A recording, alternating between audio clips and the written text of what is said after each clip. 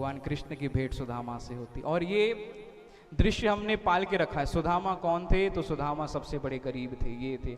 आजकल देखो तो टीवी सीरियल में भी सुदामा को ऐसा बना दिया है, फटे हुए कपड़े पहन के आते हैं महाराज, देखो देखो ये गरीबी। जो ब्रह्म ज्ञानी जिनको सुखदेव वर्णन करते हैं तो उसको हमने ऐसा बना दिया है। एक समय क्या हुआ, जो उनकी गुरु माता थी सांदीपनी ऋषि की पत्नी, उन्होंने कहा कृष्ण से, सुदामा से, कि तुम जाके जंगल में लकड़ियां तोड़ के लाओ जिससे हमारे आश्रम में भोजन बनेगा। और एक पोटली में उन्होंने चने बांध के दे दिए कि ये चने लेके जाना। अब जब तक कृष्ण और सुदामा सब सामग्री इकट्ठा कर रहे थे, रस्सी कुल्हाड़ी ये सब ले रहे थे, उतने में उनके आश्रम में आ जाते हैं दुर्वासा ऋषि।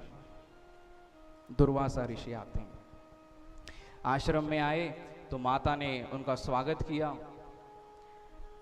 दुर्वासा ऋषि ने कहा, माता भिक्षाम देही, आज आपके हाथ की भिक्षा में लूंगा, आपके हाथ का भोजन।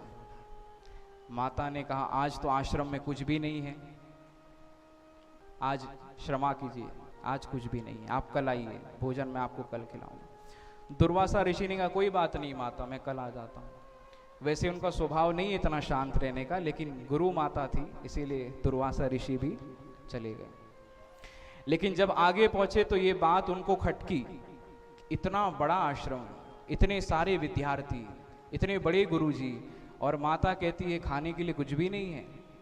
नेत्र बंद किए, शिव के तो अंश है ही दुर्वासा ऋषि। ध्यान लगाया तो वो चने की पोटली आगे आ गई। और मन में सोचा कि माता ने बड़ी जो है इसमें, मैंने उसको माता समझा, लेकिन माता ने मुझको अपना बालक नहीं समझा।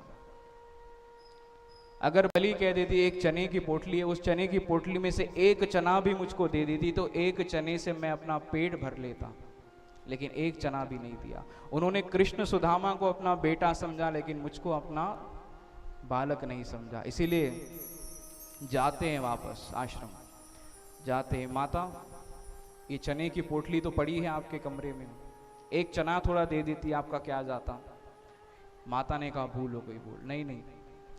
दुर्वासा ऋषि कहते हैं आपको तो मैं श्राप नहीं दे सकता, आप गुरु माता हो, लेकिन उस चने की पोटली को मैं श्राप देता हूं, जो भी ये चने की पोटली खाएगा वो दरिद्र हो जाएगा। महाराज श्राप दे दिया, श्राप दे दिया। तो सुदामा ने ये श्राप सुन लिया था महाराज, तुरंत वो पोटली लेके चले जाते हैं बगीचे में। अब वहां पे जो श्रापित चना था महाराज, सुदामा जी भगवान को ये चना कैसे खाने देते, इसीलिए पूरे चने जो है वो स्वयं खा लिए। यहां तक कि भगवान के हिस्से की जो दरिद्रता थी वो सुदामा ने स्वयं ले ली। प्रेम से बोलिए जय श्री कृष्ण, राधे राधे। इसीलिए ब्रह्मज्ञानी कहते हैं सुखदेव जी।